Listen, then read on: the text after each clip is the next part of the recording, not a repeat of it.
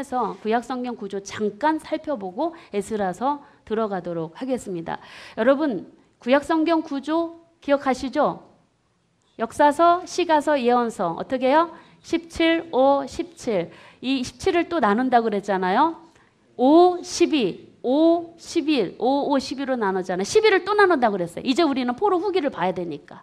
역사서 12권을 또 9, 3으로 나눠요.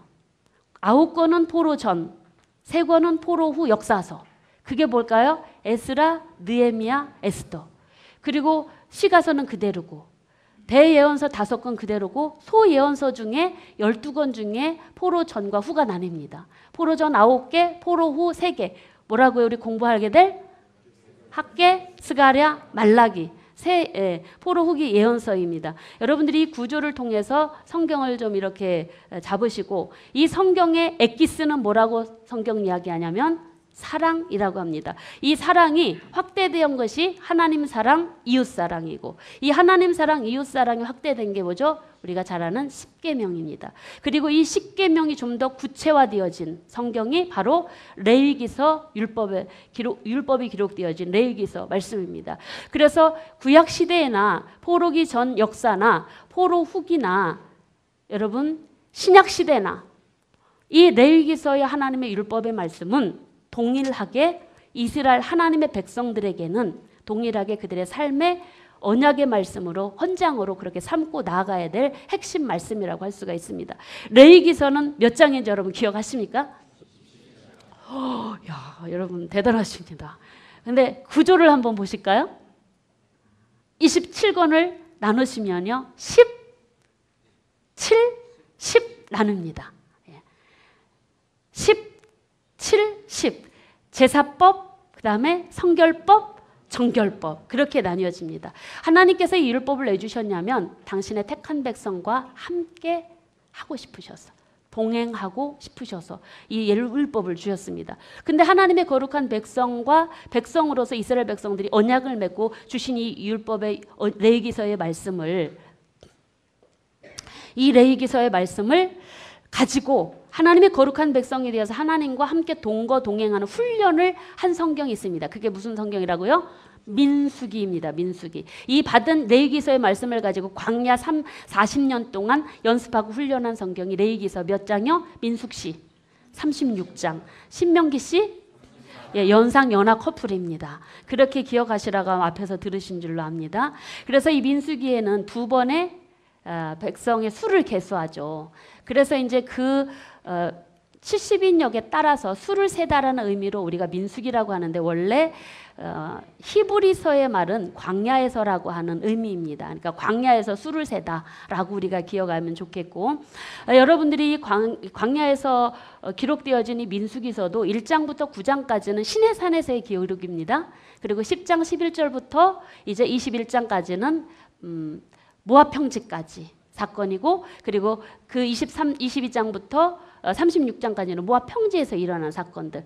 저는 이 성경으로 무엇을 하는 게 참 좋겠다라고 생각을 하냐면 그 임원들 교육하기가 참 좋은 성경인 것 같습니다. 훈련 교육으로. 그래서 여러분들이 잘 아시겠지만 성경을 들여다보면 모압 평지까지 걸어가는 그 여정 중에 하나님의 백성들이 불순종하고 하나님을 원망하고 그리고 지도자인 모세와 아론을 향해서 반역했던 사건들 이런 사건들을 통해서 하나님께서는 분명하게 하나님이 세우신 자가 누구고 누구를 통해서 하나님의 거룩한 일들이 주도되어지고 그리고 하나님의 교회에서 어떤 질서를 세워나가고 있는가를 이 민수기서에서도 만나볼 수가 있는 것 같습니다. 그래서 그들은 하나님이 이끄시는 대로 불과 구름 기둥의 인도에 따라서 40년을 지나간 사건 민수기입니다. 그리고 나서 그들은 광야를 걸어가는 동안요. 이 율법을 레위기서의 말씀을 받은 과정들이 궁금해집니다. 어떻게 받았는가? 그 이야기를 쓴 책이 출애굽기입니다. 출애굽기는 여러분 잘 아시죠? 몇 장이신지? 40장이십니다. 예, 40장. 1장부터 10장까지가 모세를 준비시키시고 그리고 10가지 재앙이 내려지는 그리고 12장에서 홍해를 일사각오로 14장에서 건너고 18장까지 시내산까지 행진합니다. 그래서 18이 18 투덜투덜 되면서 갔다 해서 18장입니다. 그러면 기억하기가 좋으니까. 그래서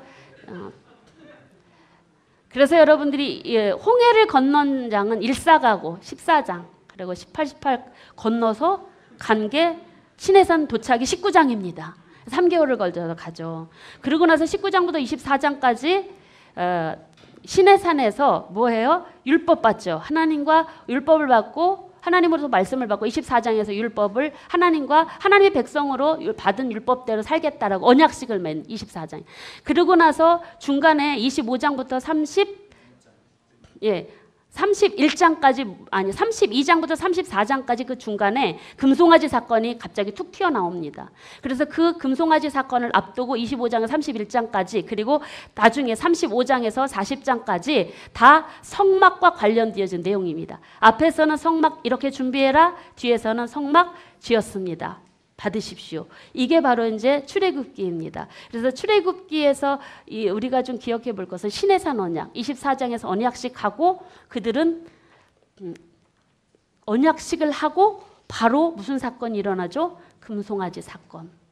하나님의 마음을 친 사건이라고 할 수가 있는데 이따 말라기서 때 그때 잠깐 말씀을 좀 같이 드리려고 합니다. 그러면서 여러분들 그 광야 세대는요 또 궁금해집니다. 이 율법을 주신 분이 누구인가?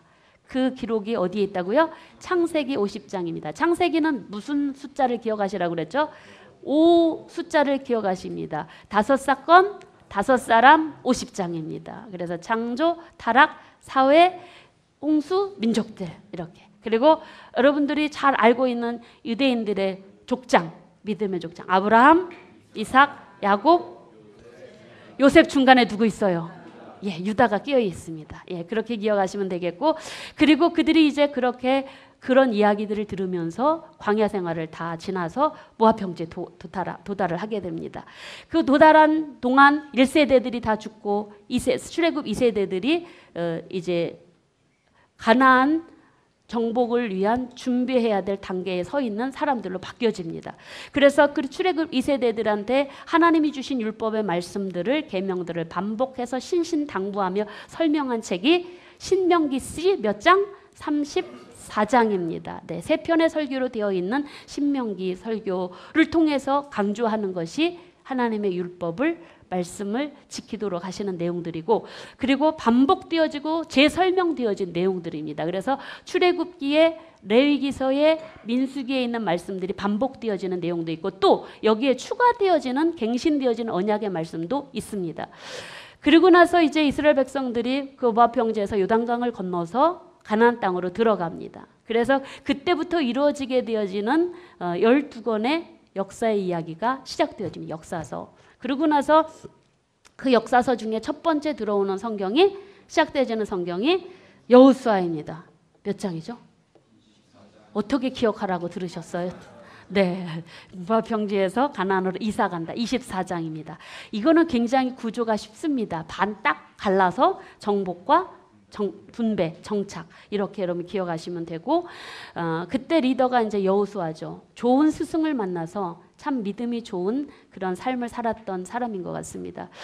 그리고 이제 그 여호수아가 죽은 다음에 이어지는 역사서는 사사기 21장입니다. 이 사사기 21장은 하나님이 주신 율법을 가지고 가나안 땅에 정착하면서 살아가면서 하나님의 백성들의 살아가는 모습인데 그런데 그렇게 하나님이 얼굴에 미소를 드릴 수 있는 그런 삶의 모습은 아니었습니다. 그들은 사사기 약 350여 년 정도 지내면서 그들은 하나님 앞에 수없이 패역을 반복하고 거듭합니다. 그런데 그때마다 하나님께서는 하나님의 사람들을 세우셔서 사사들을 세우셔서 당신의 택한 백성들을 때로 이 나라를 들어서 암몬을 들어서 블레셋을 들어서 여러 주변 나라들을 도구로 해서 징계를 하시고 때로 그들이 하나님께 돌아오면 다시 평온한 세월을 주시는 그런 일들을 반복하는 일들이 그러나 우리들은 보통 이 사사시대를 뭐라고 얘기하냐면 암흑시대라고 많은 사람들이 이야기하지만 우리가 성경에 기록되어진 대사사들의 활동들을 통해서 살펴본 그들이 다스리는 동안 평화의 시기가 바로 200여 년 정도이더라 하는 것입니다. 그렇다면 이 사사시대는 물론 백성들의 패역이 나타난 시대였지만 그래도 하나님께서는 당신의 백성들을 그럼에도 불구하고 제사장을 사사를 세워도 제사장들도 레위인들도 나실인들도 다 인간의 연약함 속에서 타락하고 실패한 역사 속에였지만 하나님께서는 당신의 백성의 이 역사를 이끌어 가신 사건이 사사기라고 할 수가 있습니다.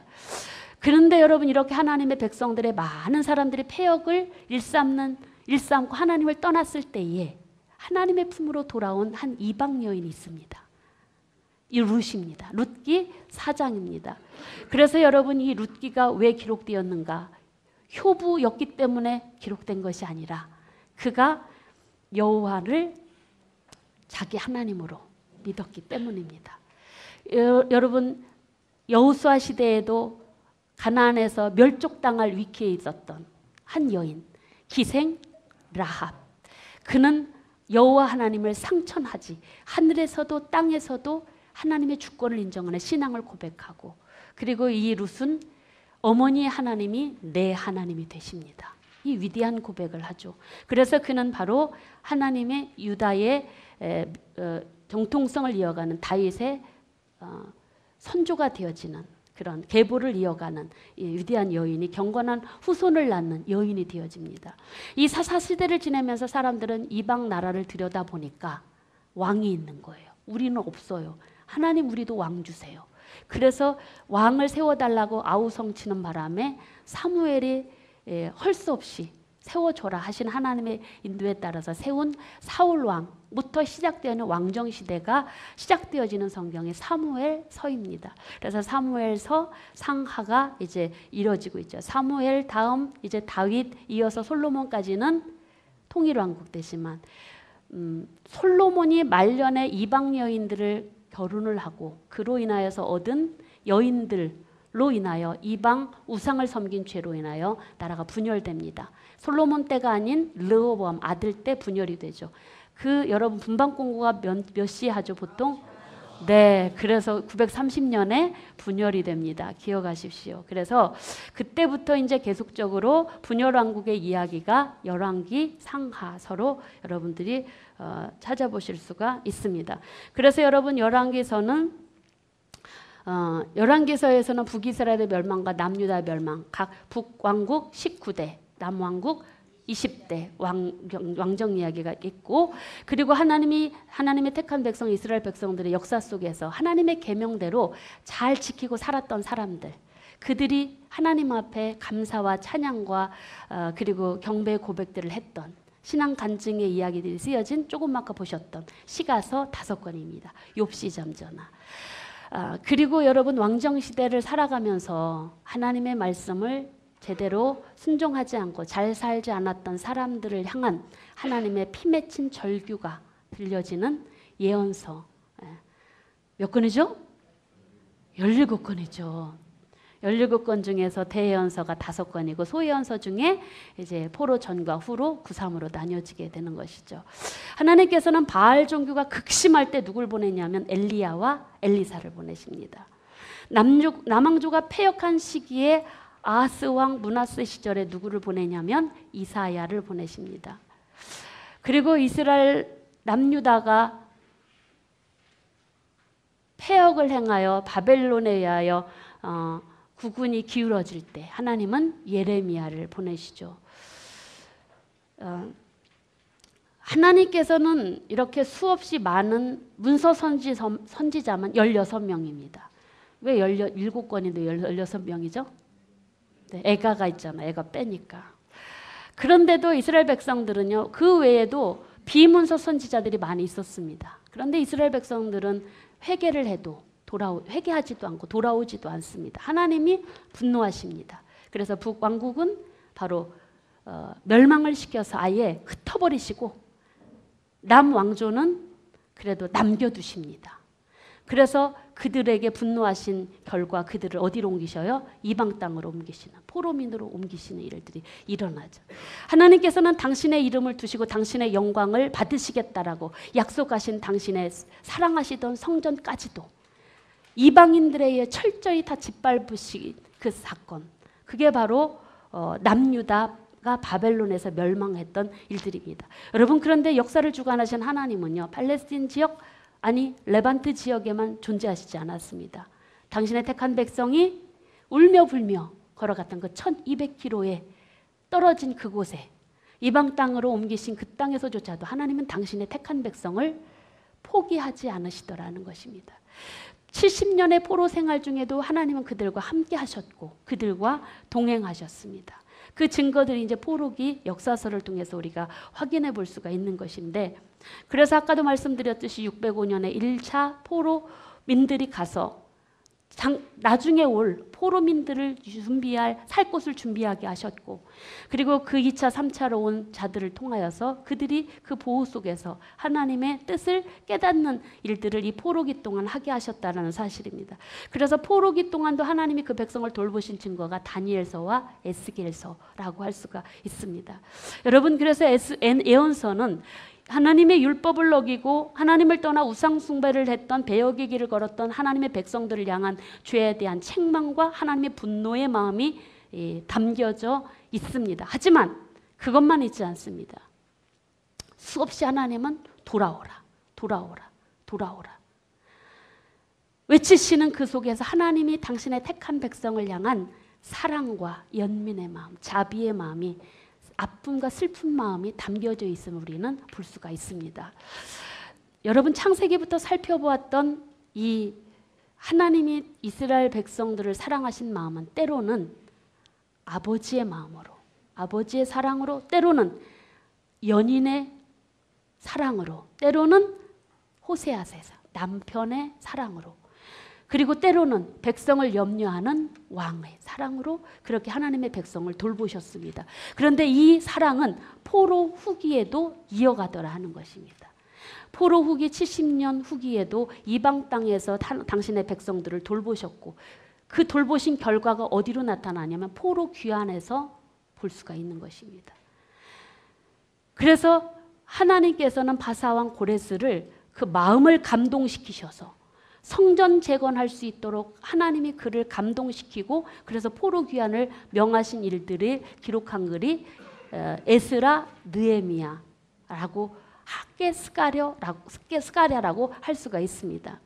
그래서 하나님의 백성들에게는 포로 귀환 자들에게 있어서 가장 1차 포로 귀환한 사람들에게 있어서는 중요한 것이 뭐였냐면 성전 재건 이 그들의 목표였습니다. 2차 포로 귀환했던 에스라는 하나님의 백성들을 말씀으로 정화시켜 나가고 하나님 말씀대로 살아갈 수 있도록 그렇게 가르치는 일들이 그에게 사명이었었습니다. 그러고 나서 여러분, 포로 귀환자들을 통해서 성전과 성벽이 건축됩니다.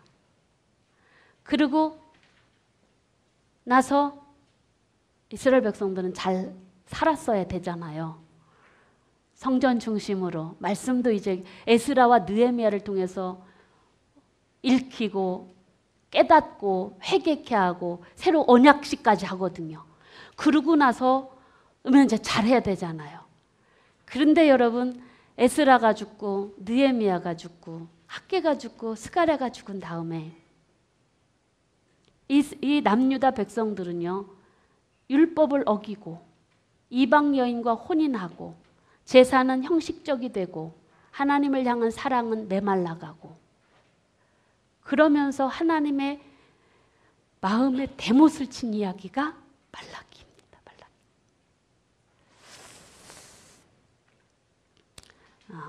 하나님께서는 그러고 400년의 침묵기를 보내시죠.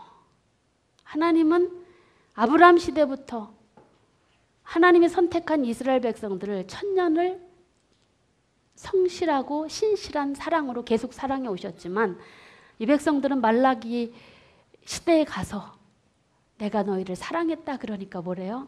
하나님이 우리를 어떻게 사랑하셨습니까? 대꾸하는 거예요. 왕의 신하 백성을 사랑하는 마음으로, 부모가 자식을 사랑하는 마음으로, 연인이 연인을 사랑하는 마음으로, 부부의 사랑으로 그렇게 사랑했건만 하나님이 우리를 어떻게 사랑하셨습니까?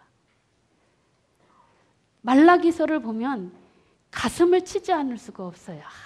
하나님, 제가 말라기서를 지난번에도 강의하면서 내가 하나님이라면 다 쓸어버리겠다. 하나님은 하나님이시니까 여전히 사랑하시는 모습이요 말라기서에 나와요. 그래서 구약 성경이 이렇게 정리가 되어집니다, 여러분. 그런데 말라기서에서 내가 너희가 하나님이 우리를 어떻게 사랑하셨습니까? 라고 묻는 그 물음에 하나님의 대답이 400년 후에 나타나요. 누구를 통해서요? 예수 그리스도를 통해서. 내가 너희를 이렇게 사랑했다. 내가 너희를 이렇게 사랑했다. 예수 그리스도의 십자가를 통해서 내가 너희를 죽음으로 죽기까지 너희를 사랑했다. 그렇게 보여주셨습니다. 그런데 여러분 신약에 가도 그 사랑을 보여줬는데도 그 사랑이 받아들여지나요? 안 받아들여져요. 여기 하나님의 하나님 되심이 나타나는 것 같습니다. 당신의 택한 백성을 향한 끝없는 사랑 속에서도 하나님의 그 택한 백성을 진멸하지 않고 나중에 신약에 와서 예수님을 보내신 것은 선지자로도 제사장으로도 사사로도 안 되고 하나님이 친히 인간이 하나님을 수없이 배역하는 것은 죄성 때문에 그렇거든요. 인간 스스로 할 수 없음을 아시고 하나님이 친히 우리의 죄 문제를 해결해 주셔서 오신 분이 예수님이시잖아요. 그래서 에스겔을 통해서도 그리고 말씀해 주신 것처럼 여러분 이제는 돌판에 새겨진 말씀이 아니라 어디에 새겨진 우리의 마음에 하나님 말씀을 새기고 우리를 영원히 떠나지 않고 당신의 택한 백성과 영원히 함께 하시겠다라는 그 일을 예수 그리스도를 통해서 이뤄가시려고 예수님을 보내주셨다는 사실. 이게 바로 이제 신약 시대까지 가게 되면 예수님까지 보면 하나님께서는 우리 인간을 향해서 그렇게 오래 참으시고 그렇게 용서하시는 분으로 볼 수가 있다라는 사실입니다. 여러분 그래서 지금까지 구약성경 17호 17을 말씀을 드렸습니다. 패역한 백성을 향해서도 징계의 매를 드시고 또 사랑으로 보듬어 가시며 회복의 은혜를 베풀어 주신 은혜들이 포로 전 포로 후기까지 계속 이어가고 있는데 그 부분들을 이제 살펴보도록 하겠습니다. 원래는 에스라서를 공부하다 보면 1장부터 4장까지와 그리고 5장부터 6장까지 그리고 7장부터 8장까지 이게 좀 그 사이사이에 좀 기간이 있습니다. 4장부터 5장까지는 16년의 기간이 있습니다. 똑같은 시대의 이야기가 아니고요. 그리고 6장부터 7장까지는 6장부터 7장까지 약 60년 정도의 기간이 지나는 이야기입니다. 그래서 원래는 작년에는 지난번에는 저희가 이거 에스라를 공부할 때 1장부터 4장까지 공부하고 그 16년 기간 후에 일어났던 이 하나님 세우셨던 학개스가랴 그게 들어가거든요. 그래서 에스라서 4장과 5장 사이에다가 학개스가랴를 써놓으시면 좋아요. 16년 후. 그리고 5장, 6장, 그래서 1장부터 4장까지는 포로 귀환하고 성전 기초를 세우고 그러고 나서 방해 받는 일들이 4장까지 일어나요. 그래서 중단되는 일, 성전 공사가 중단되는 16년 후에 학개스가랴가 나타납니다. 그러고 나서 이제 학개스가랴 때문에 어떻게 해요? 성전이 다시 재건되는 일이 5, 6장에서 되어집니다. 그러고 나서 7장에서 에스라가 2차 귀환합니다. 그때까지 기간이 60년 차이 납니다. 그러고 나서 7장부터 10장까지 이제 에스라를 통해서 백성들을 개혁하는 일들이 일어나고 그러고 나서 이제 느헤미야 3차 귀환이 일어나고 그다음 말라기로 가게 돼. 근데 이번에는 이렇게 잘라서 안 하고 에스라서 공부하고 그리고 학개스가랴 공부하고 쉬고 에스더서 전사님 하시고 제가 이제 느헤미야 말라기 그렇게 가도록 하겠습니다. 에스라서 들어가겠습니다.